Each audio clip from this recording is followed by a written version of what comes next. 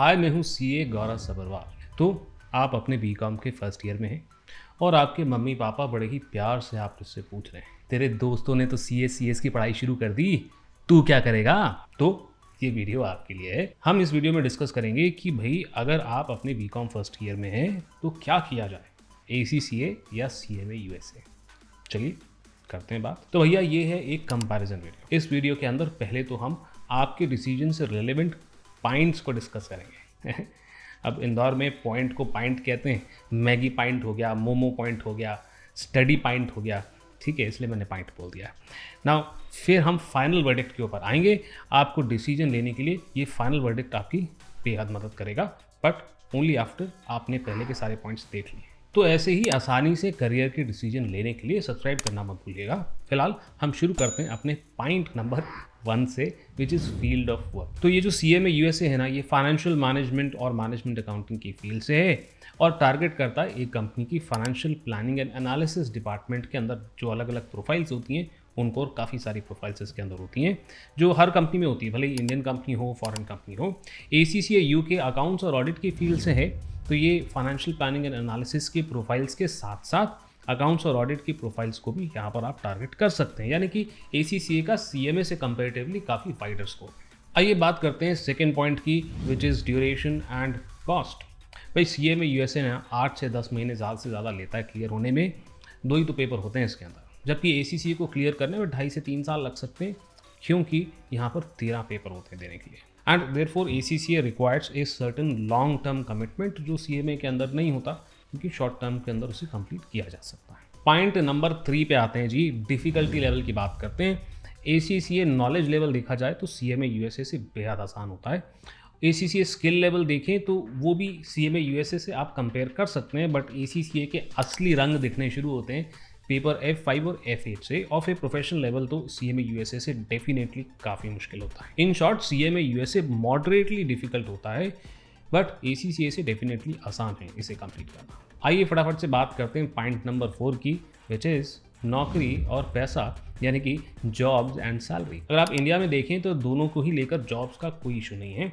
अगर आपको अच्छा नेटवर्क बनाना आता है और जॉब सर्च करना आता है ठीक से, तो आपको कोई दिक्कत नहीं होने वाली। अगर आप चाहते हैं कि इस टॉपिक पे कि अच्छा नेटवर्क कैसे बनाया जाए, जॉब कैसे सर्च किया जाए, ये इसके ऊपर चाहते हैं कि मैं एक वीडियो सीरीज़ बना दूँ, शायद एक वीडियो से तो काम नहीं बनेगा, बट आप चाहते हैं तो लेट मी नो इन दी कमेंट्स डाउन बिलो। अब इसके अंदर काफ़ी सारे स्टूडेंट्स जो हैं मेरे से कमेंट में पूछने वाले हैं, एक बात जो मैं आपको ऑलरेडी बता देता हूँ, सर अगर हमने फर्स्ट ईयर के अंदर CMA USA कर लिया, अब हम सेकेंड ईयर में जॉब करने के लिए जा सकते हैं क्या? तो भैया ऐसा है, जा तो सकते हो, बट सेकेंड ईयर के अंदर एक अच्छी सैलरी बैक करने के लिए आपके पास जो स्किल्स या एक्सपीरियंस होना चाहिए वो नहीं होता है। प्लस एम्प्लॉयर्स इस बात का फ़ायदा उठा करके नेगोशिएट करते हैं और आपको कम सैलरी पे राज़ी करने की कोशिश भी करते हैं, इसलिए मैं तो रेकमेंड नहीं करूँगा। आप बोलोगे सर कौन सा स्किल है जो हमको डेवलप करना चाहिए जिसके अंदर हमें 2 साल लग जाएंगे, तो या कमेंट सेक्शन के अंदर अगर आप चाहते हो उसके ऊपर वीडियो बना दो तो मुझे कहना शुरू कर दो। ACCA को लेकर सॉफ्ट स्किल्स कौन से चाहिए उसके ऊपर वीडियो ऑलरेडी बन रखी है, आपको डिस्क्रिप्शन में जो है लिंक उसका मिल जाएगा। हाँ, तो सैलरी की बात करते हैं। तो एक ऐसा ग्रेजुएट जिसका ACCA भी कंप्लीट है, average salary 7 lakh per annum के आसपास वो एक्सपेक्ट करके चल सकते हैं। एक ग्रेजुएट जिसके डिसेंट स्किल्स हैं CMA USA के साथ, वो 4.5 लाख के आसपास की एवरेज सैलरी बैक कर सकते हैं। अभी जो मैं आपको पैकेज बता रहा हूँ ये एवरेज है और ये लोअर साइड का एवरेज है, तो मैं अपनी वीडियोज़ के अंदर ना यूजुअली लोअर साइड ही बताता हूँ, नहीं तो आप सब बोलोगे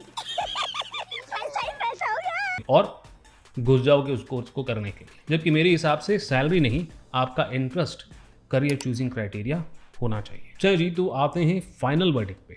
भाई ऐसा है, आप अपने फर्स्ट ईयर ग्रेजुएशन के अंदर हैं, तो मैं, अगर आप मेरे से पूछोगे, मैं तो यही रिकमेंड करूंगा कि आपको ACCA करना चाहिए, क्योंकि जो 3 साल होते हैं ना ग्रेजुएशन के, ये यूं चुटकियों में निकल जाते हैं, और इसलिए बीकॉम के साथ साथ कब आपका ACCA निकल जाएगा आपको पता ही नहीं चलेगा। यानी कि लॉन्ग टर्म कोर्स होने के बाद भी वैसी लॉन्ग टर्म जैसी फील आपको आएगी नहीं। मगर 4 सिचुएशंस ऐसी हैं जिसके अंदर मैं आपको रिकमेंड करूंगा CMA USA आप करो, ठीक है जी।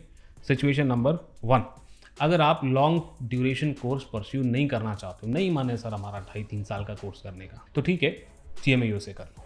पॉइंट नंबर 2, आपका बजट कम है, यानी कि सर हम ज़्यादा खर्चा नहीं कर सकते, क्योंकि CMA USA की कॉस्ट जो है that ranges somewhere around 1.5 to 1.7 lakh, और अगर आपको स्कॉलरशिप मिल जाती है और आप 18 कॉमर्स अकेडमी से पढ़ रहे हैं तो तकरीबन 24,000 के अंदर ही आपका CMA USA जो है निपट सकता है। अब ये स्कॉलरशिप कैसे लेना है इसके ऊपर ऑलरेडी 2 वीडियोज़ में बना चुका हूँ, दोनों का लिंक डिस्क्रिप्शन में आपको मिल जाएगा, जा करके आप देख सकते हैं। जबकि ACCA करने का खर्चा 4 लाख के आसपास का होता है और यहाँ पर आपको कोई स्कॉलरशिप ही नहीं मिलती। सिचुएशन नंबर 3, आप श्योर ही नहीं हो कि सर हमें नहीं पता हमें क्या करना, हम बेहद कन्फ्यूज्ड हैं।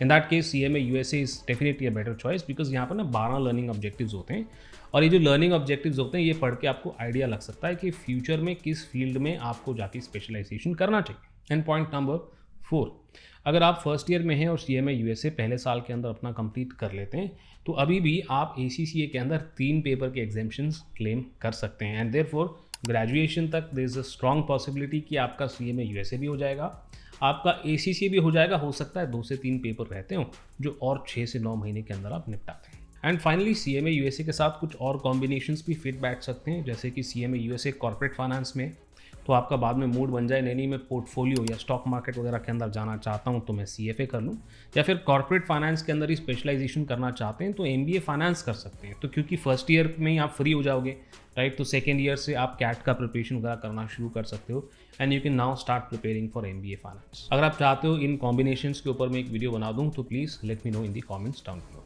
आपके लिए करियर के डिसीजंस मैं इसी तरीके से आसान बनाता रहूं, मैं तो यही चाहता हूं। इसी नोट पे मैं आपके साथ मिलता हूं अगली वीडियो पे।